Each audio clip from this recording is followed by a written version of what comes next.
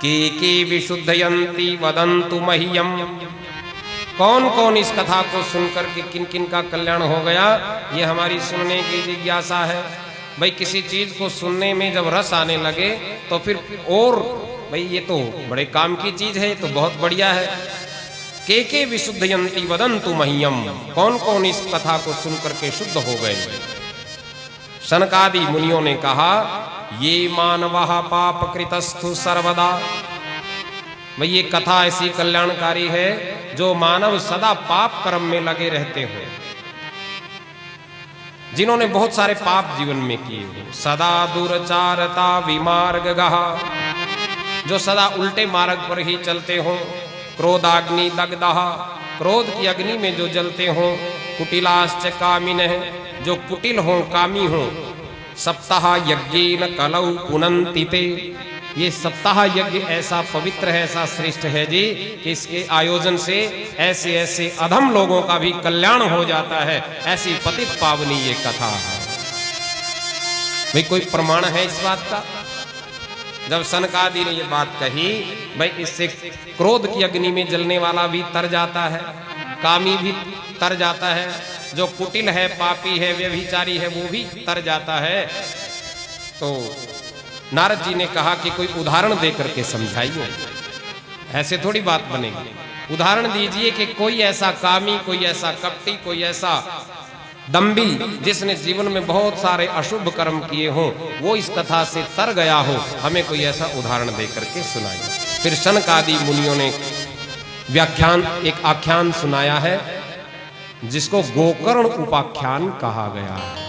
गोकर्ण। तुंगभद्रा तटे पूर्वम भूपज्जन्मुपत्तमम्। तुंगभद्रा नदी के तट पर एक सुंदर नगर था, और उस सुंदर नगर में आत्मदेव नाम का एक ब्राह्मण रहता था। संक्षेप में मैं इस कथा को सुना रहा हूं। आत्मदेव, आत्मदेव किसे कहते हैं? देखो ध्यान से सुनना। वैसे तो कथा के प्रसंग आप हर रोज सुनते हो, ऐसे कथा के रसिक जन यहां बैठे हुए हैं जो कथा बार बार भगवान की कथाओं को सुनते ही रहते हैं, ग्रंथ का अध्ययन करते ही रहते हैं। भाव क्या है? आत्मदेव, ये आत्मा ही देव है। इस आत्मा को देवत्व ही पसंद है, आत्मा देव बनना चाहता है। ध्यान देना, ये जो आत्मा है, जीवात्मा जो जिसको ये कहते हैं, या जो ये ईश्वर का अंश है, ईश्वर अंश जीव अविनाशी, चेतन अमल सहज सुख राशि। ये जो जीवात्मा है, ये क्या है? ये परमात्मा का ही अंश है। ममई वांशो जीव लोके जीव भूतो सनातनः, ये सनातन सत्य है कि ये जीव मेरा ही अंश है। हम कौन हैं? परमात्मा के ही तो अंश हैं। जो वो परमात्मा है वही मैं हूं, उसी का अंश, उसी के अंश हम हैं। ममई वांशो जीव लोके, गीता में कहा। और ईश्वर अंश जीव अविनाशी, चेतन अमल सहज सुखराशि, रामचरितमानस में बात है। आत्मा वा अरे ज्ञातव्य है, दृष्टव्य है, श्रोतव्य है। कठोपनिषद में ये बात कही। ये आत्मा ही जानने योग्य है, आत्मा ही स्मरण करने योग्य है, आत्मा ही अनुभव करने योग्य है। और आत्मा देवत्व की प्राप्ति करना चाहता है। लेकिन जब आत्मा को उसकी अनुकूलता प्राप्त नहीं होती, यानी कि उसका संयोग कहीं और हो जाए। अब आत्मा का संयोग बुद्धि से होता है। यहां फिर बुद्धि संसार के कई कामों में भटकती रहती है, और ये आत्मदेव भी भटक जाता है। आत्मदेव अपने लक्ष्य को प्राप्त नहीं कर पाता। तो आत्मदेव नाम के एक ब्राह्मण की कथा कही। आत्मदेव की पत्नी का नाम धुंधली, यानी कि आत्मा का संयोग बुद्धि के साथ। धुंधली यहां बुद्धि, और बुद्धि भी कैसी? कुमार्गगामी, उल्टे मार्ग पर चलने वाली। रितंबरा, प्रज्ञा बुद्धि नहीं, बल्कि जो बुद्धि पतन की ओर ले जाने का काम करती हो, ऐसी बुद्धि, भटकाव वाली बुद्धि। तो आत्मदेव की पत्नी का नाम था बंधुओं माता धुंधली, और धुंधली की कोई संतान नहीं थी। तो आत्मदेव महाराज दुखी हो गए। दुखी होकर के एक दिन वन में बैठे हुए हैं, आत्महत्या का विचार मन में आया हुआ है। आत्महत्या का विचार आया जो कि निकृष्ट विचार है। उसी समय एक संत आ गए। संत ने पूछा कि हे ब्राह्मण देव, कथम रोदसी विप्रः त्वं काते चिंता बलीयसि। हे ब्राह्मण देव, क्यों चिंता में बैठे हुए हो? किस बात की चिंता आपको है और क्यों रुदन कर रहे हो? कथम रोदसी विप्रः त्वं काते चिंता बलीयसि। कौन सी चिंता ऐसी बलवान है जिसके कारण आप दुखी हो? आत्मदेव ने उस संत से कहा,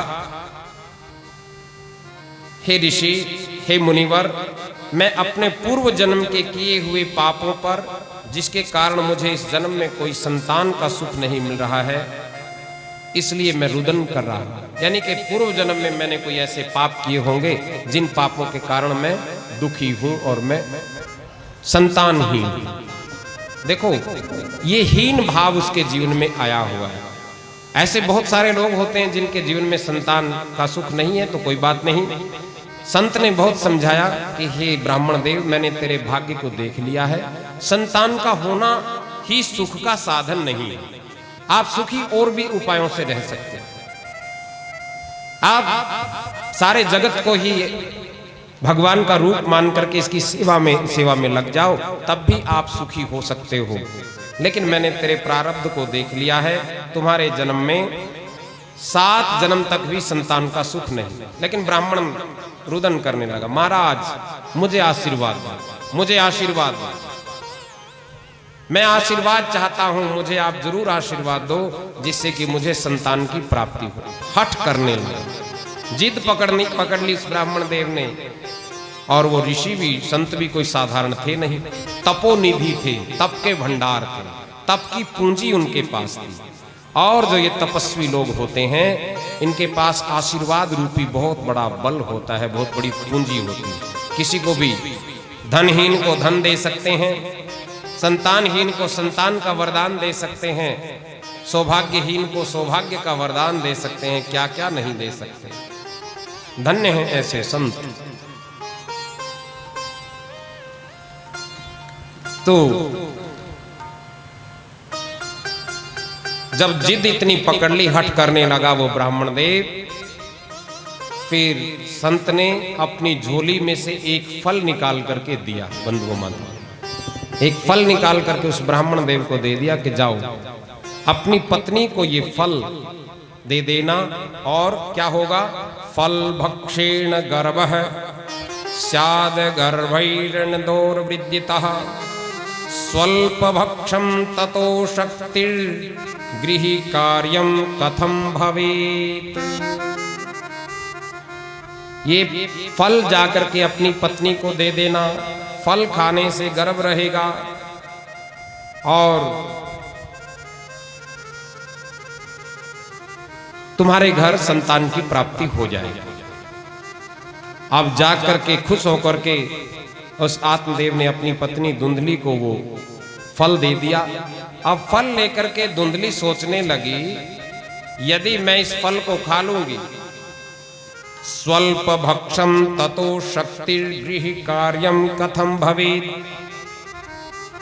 गर्भ रहेगा, पेट बढ़ जाएगा, भोजन कम हो जाएगा और कमजोरी शरीर में आ जाएगी। घर का कामकाज कैसे करूंगी? और घर का कामकाज करने के लिए यदि अपनी ननंद को बुलाऊंगी तो ननंद तो मेरा सारा सामान ही समेट करके ले जाएगी, मैं तो खाली रह जाऊंगी। भाभी कई बार ननदों में ऐसा दोष देखने लग जाती है, नंद को बुलाऊंगी तो वो तो सारा का सारा ही ले जाएंगे। तो इस तरह के विचार उस धुंधली के मन में आ गए। तो उसने क्या किया?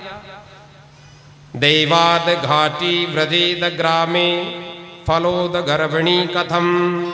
और भी सोचा उसने, क्या कि गांव में यदि आग लग गई, देखो ऐसा ऐसा व्यक्ति जैसा सोचता है वैसा ही उसका जीवन बन जाता है। ध्यान देना, हमारा जीवन और कुछ भी नहीं है, विचारों की अभिव्यक्ति है। हम जैसा जैसा सोचते हैं वैसा वैसा बनता चला जाता। इसलिए अच्छा सोचा करें। वो कई बार एक बात याद आती है हमारे, एक बहन अच्छी महंगी सी साड़ी खरीदी और उस साड़ी को पहन करके एक शादी में गई, पार्टी में गई, और इतनी महंगी साड़ी है, मन में उसके एक भाव आया हुआ है, एक भाव चल रहा है, क्या कहीं मेरी साड़ी पर कोई कुछ गिर ना जाए, कोई चटनी ना गिर जाए, सब्जी ना गिर जाए, रसगुल्ले का रस ना गिर जाए। इस तरह से मन में उसके वो भाव आया हुआ है, भाई इतनी महंगी साड़ी है, बढ़िया साड़ी है, कहीं इस पे कुछ गिर ना जाए, कोई दाग ना लग जाए। और फिर वो क्या करती है, जब ये भाव मन में आया हुआ है तो खाने पीने को तो सब मन करता है, गोलगप्पे लिए एक तरफ होकर के खा लिया, चाट लिया एक तरफ होकर के खा लिया, इसलिए भी कुछ गिर ना जाए साड़ी। और ये विचार मन में चल ही रहा था, हाथ में वो क्या बोलते हैं उसको, चाट की प्लेट हाथ में थी और मन में विचार चल रहा था, कहीं मेरी साड़ी पर कुछ गिर ना जाए, कहीं कुछ गिर ना जाए, ये विचार चल रहा था। इतने में ही दौड़ा हुआ एक बच्चा वहां से निकला और उसकी टक्कर उसको लग गई। टक्कर लग गई तो सारा उसकी साड़ी पर गिर गया, और साड़ी पर गिरा तो क्या सोचने लगी, क्या कहने लगी, अरे मैं तो यही सोच रही थी, मैं तो यही सोच रही थी कि मेरी साड़ी ना खराब हो जाए, और ऐसा हो गया। भाई ऐसा सोचा ही क्यों, साड़ी खराब हो जाए ऐसा सोचा ही क्यों, ना सोचती तो शायद बची रहती। इसलिए माताओं आप भी ऐसा मत सोचा करो, हैं? सब अच्छा सोचें, अच्छा करो, है? आपने भी अपनी साड़ी का ध्यान रखा, हाँ कहीं कुछ गिर ना जाए, हाँ तो इस तरह से हम जैसा सोचते हैं वैसा ही बन जाते हैं। धुंधली अच्छा नहीं सोचती है, कहने का भाव ये है, धुंधली अचिंत्य चिंतन करती है, जो चिंतन नहीं करना चाहिए वो चिंतन करती है। तो जब बुद्धि ऐसा चिंतन करने लगे जो चिंतन करने योग्य नहीं है तो बुद्धि भटक जाती है, सीधी सी बात है। इसलिए बुद्धि को सदा सन्मार्गगामी बनाए। तन में मनः शिव संकल्पमस्तु, वेदों ने कहा हमारा मन कैसा हो, आशंका से भरा हुआ मन ना हो, चिंता से भरा हुआ मन ना हो, कहीं ये ना हो जाए, कहीं वो ना हो जाए, कहीं ऐसा ना हो जाए, कहीं वैसा ना हो जाए, भयभीत शंकालु इस प्रकार का मन ना हो। इसलिए फिर ऋषियों ने व्यवस्था की, भाई इस मन को क्या करो, बोले इस मन को कहीं बांध लो, कहीं बंध जाएगा, कहीं जुड़ जाएगा तो फिर इधर उधर नहीं भटकेगा, फिर ये सीधा चलेगा। कहां से बांध लो इसको, बोले सत्संग से बांध लो। सत्संग से जब मन बंध जाता है, संतों से जब मन बंध जाता है तो फिर ये कल्याणकारी पथ पर चलने लगता है, कल्याणकारी मार्ग पर चलने लगता है। सब मन की ही गति है, मन का ही सारा खेल है। तो धुंधली ने फिर जैसा बुद्धि चिंतन करने लगती है ना, मन भी वैसा ही सोचने लगता है, ऐसा ही सोचने लगता है, वही चीज करने लगता है। तो जो जैसा सोचता है, जैसा करता है वैसा ही बन जाता है, सीधी सी बात है। अच्छा सोचें, अच्छा करें, अच्छा बन जाएंगे, बुरा सोचें, बुरा करें, बुरा ही परिणाम होगा। बस जीवन में यही खेल है और कुछ भी नहीं, सब मन की गति है, मन का ही सारा का सारा खेल है।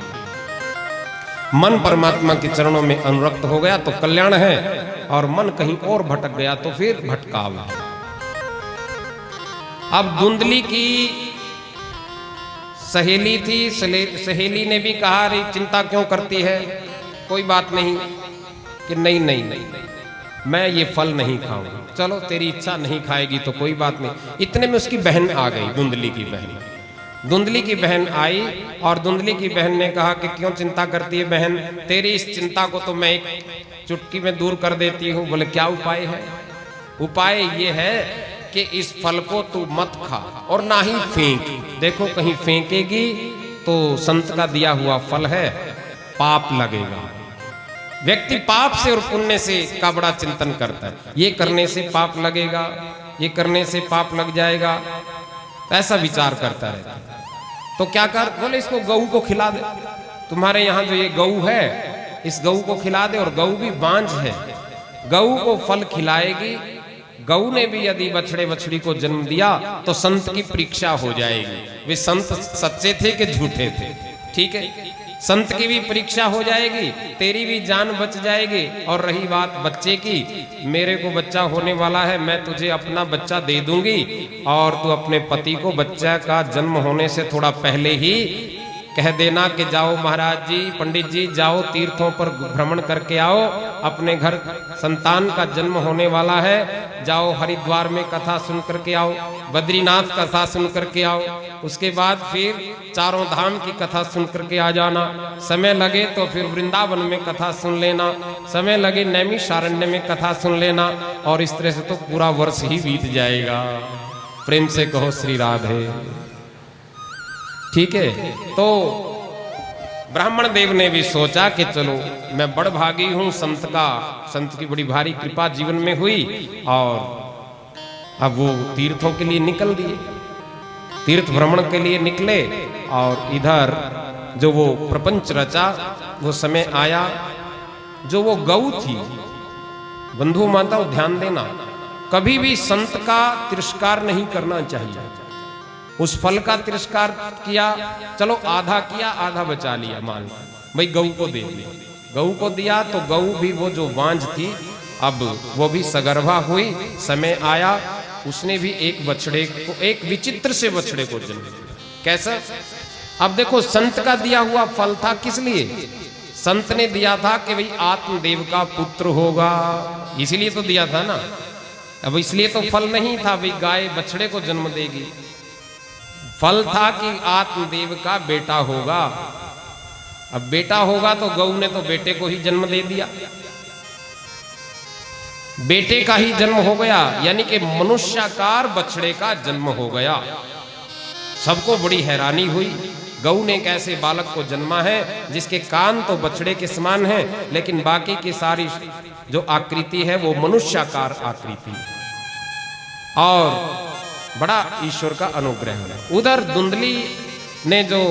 धुंधली की बहन ने जो कहा था कि मैं तुझे अपना बच्चा दे दूंगी और उसके बदले तो मुझे कुछ धन दे देना, बस इस लोभ में आकर के उसने अपने बच्चे को दे दिया, और धुंधली ने भी कह दिया कि मेरा भी बच्चे का जन्म हो गया।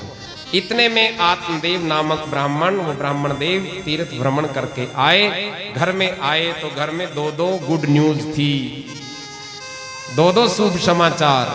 क्या?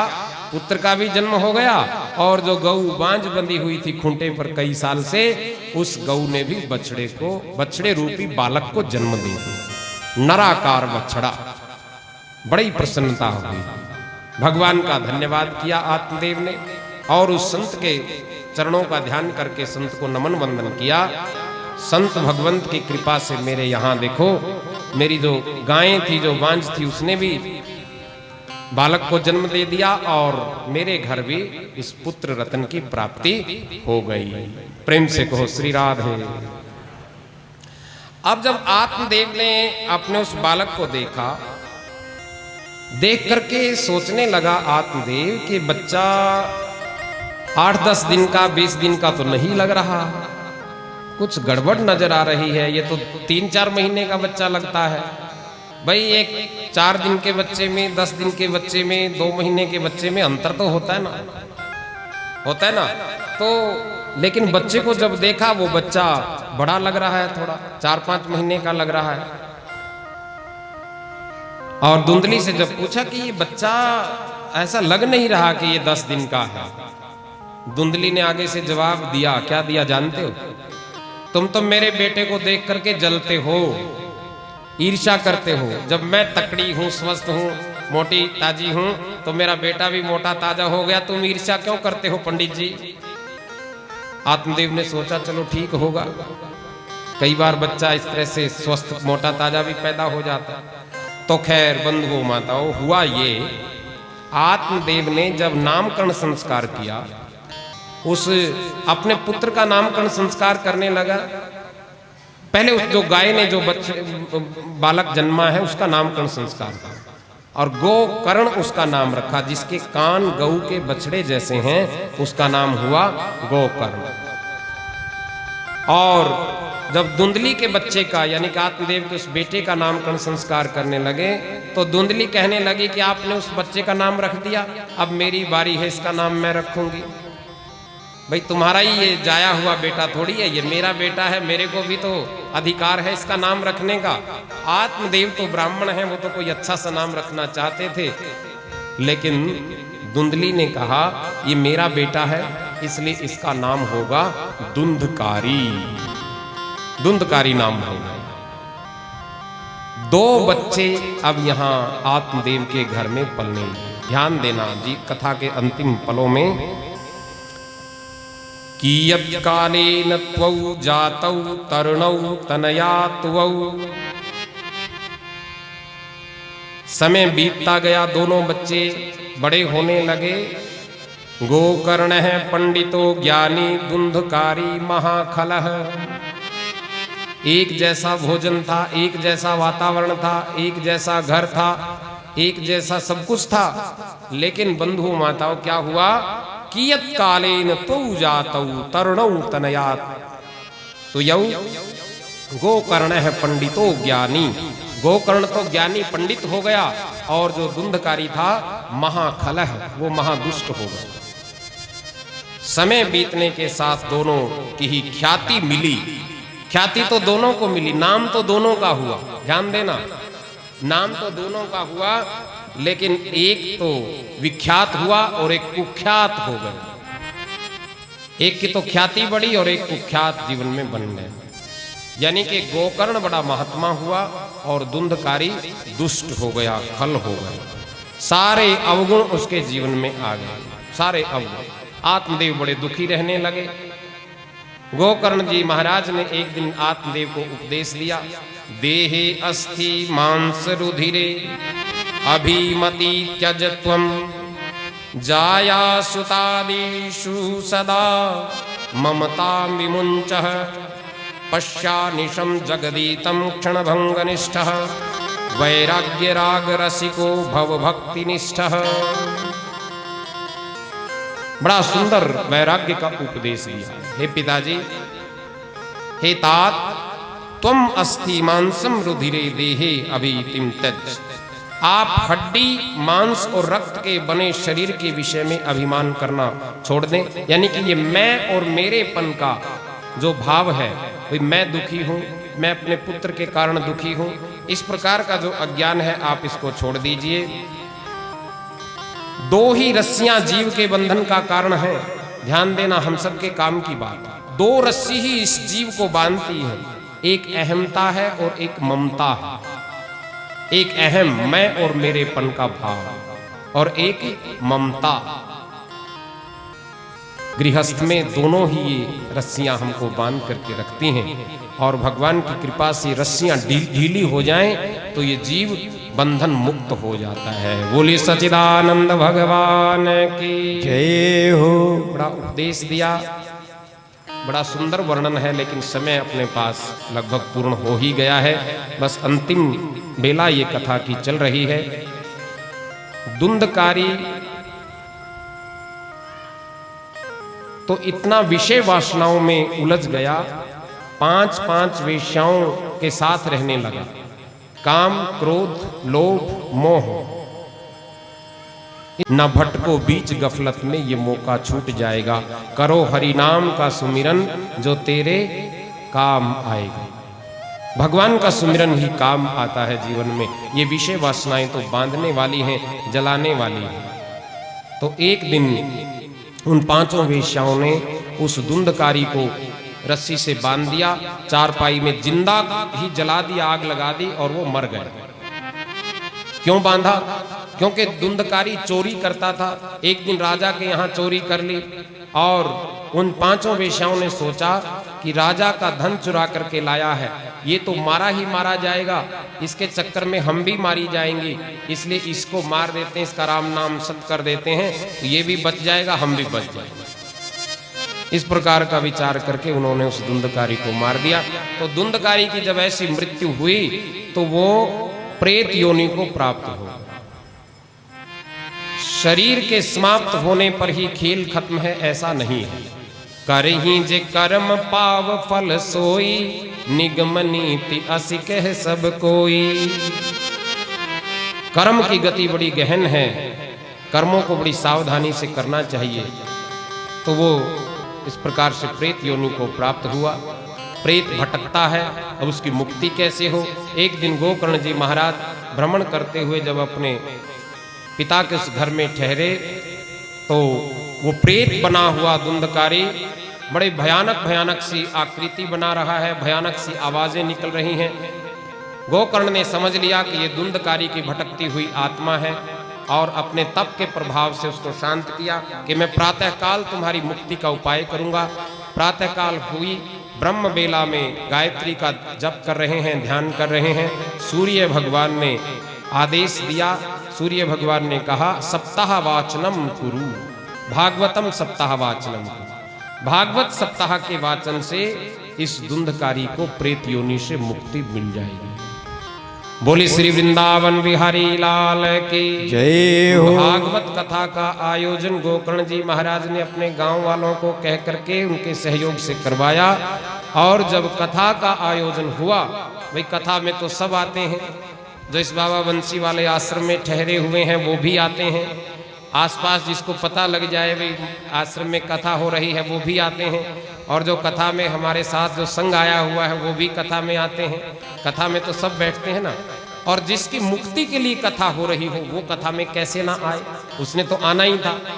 तो वो धुंधकारी प्रेत बना हुआ जो उसकी आत्मा थी वो भी कथा में। अब बाकी तो आकर के सब बैठ गए, जो जैसे है वैसे आकर के बैठ गया। अब धुंधकारी की आत्मा जो है, जो प्रेत आत्मा है, वो कैसे बैठे। अब शरीर रूप में बैठे तो मुश्किल, क्योंकि शरीर रूप में बैठे तो बाकी तो सारे उठ करके भाग ही जाएंगे डर के मारे। तो प्रेत का कोई सहारा नहीं होता। अब हवा का झोंका आता है तो प्रेत इधर चला जाता है, उधर से हवा का झोंका आता है इधर चला जाता है। कोई आश्रय नहीं, कोई सहारा नहीं। जीवन में कोई आश्रय होना चाहिए। भगवत नाम का आश्रय ही कल्याणकारी है, ये ध्यान सदा रखना चाहिए। अब उसने एक सहारा ढूंढा, क्या? एक बांस का पेड़ था। अब उसने उसका सहारा लिया, सहारा लिया तो सहारा मिल गया, यानी कि उसमें वो समा गया, कुछ ऐसा मान करके थे। पहले दिन की कथा हुई, उस बांस की एक गांठ खुल गई, दूसरे दिन की दूसरी, तीसरे की तीसरी, इस तरह से 7 दिन की कथा जब संपूर्ण हुई तो बंधुओं माताओं उस बांस की 7 की 7 गांठें खुल करके उसमें से एक दिव्य प्रकाश निकला और वो अनंत में जाकर के लीन हो गया, यानी कि धुंधकारी को मुक्ति मिल गई। भागवत कथा सुनने से धुंधकारी को न केवल मुक्ति मिली, भगवत स्वरूप ही वो बन गया। बोली भागवत भगवान की, बोली श्री वृंदावन बिहारी लाल की जय हो। तो भागवत की कथा बंधुओं माताओं जहां भक्ति, ज्ञान और वैराग्य को जगाती है, वहीं धुंधकारी जैसे भटके हुए जीवों का भी कल्याण करने वाली है। आज आपने ये सुना कि भागवत कथा जीते जी भी कल्याणकारी है और मृत्यु के बाद भी कल्याणकारी है, सद्गति को देने वाली है, मोक्ष को प्रदान करने वाली है, पितरों का उद्धार करने वाली है। पितृ शांति का सर्वश्रेष्ठ उपाय यदि इस दुनिया में कोई है तो वो भागवत सप्ताह की विधि ये है, ऐसा हमारे संतों, महापुरुषों, ऋषियों ने बताया है। बोले श्री वृंदावन बिहारी लाल की। आज की कथा को आइए विश्राम की और हम लेकर के जाएं। भगवान नाम का 2 पल के लिए कीर्तन करेंगे। राधे गोविंद गोविंद हे गोपाल नंदलाल, राधे गोविंद गोविंद हे गोपाल नंदलाल, राधे गोविंद गोविंद हे गोपाल नंदलाल, राधे गोविंद गोविंद हे गोपाल नंदलाल, राधे गोविंद गोविंद हे गोपाल नंदलाल, राधे गोविंद गोविंद हे गोपाल नंदलाल। हरि हरि। राधे गोविंद गोविंद हे गोपाल नंदलाल, राधे गोविंद गोविंद हे गोपाल नंदलाल, राधे गोविंद लाल राधे गोविंद गोविंद हे गोपाल नंद हे गोपाल नंद लाल, हे गोपाल नंद लाल, हे गोपाल नंद लाल हे गोपाल नंद लाल राधे गोविंद गोविंद हे गोपाल नंद लाल, राधे गोविंद गोविंद हे गोपाल नंद लाल, राधे गोविंद गोविंद गोपाल नंद लाल राधे गोविंद गोविंद गोपाल नंद लाल राधे गोविंद गोविंद हे गोपाल हे गोपाल नंद लाल, राधे गोविंद गोविंद गोपाल नंद लाल राधे गोविंद गोविंद गोपाल नंद लाल हे गोपाल नंद लाल, हे गोपाल नंद लाल हे गोपाल नंद लाल। जय जय श्री राधे जय जय श्री राधे जय जय श्री राधे मेरा मुझ में कुछ नहीं, जो कुछ है सो तो तेरा तुझको सौंपते, क्या लागत है मोय। मौसम दीन न दीन हित तुम समान रघुवीर, अस विचारि रघुवंश मणि हरहु विषम भवभीर। धर्म न अर्थ न काम रुचि गति न चहु निर्वाण, जन्म जन्म रति राम पद यह वरदान न आन। स्वामी मोहिन बिसारियो लाख लोग मिल जाहि, हमसे तुमको बहुत है तुम सा हमको नाही। बार बार वंदन करूं तब चरणन में नाथ, जन्म जन्म के बिछुड़े अब नहीं छूटे साथ, अब नहीं छूटे साथ। बोले श्री वृंदावन बिहारी लाल की जय हो भागवत भगवान की जय हो गंगा मैया की जय हो।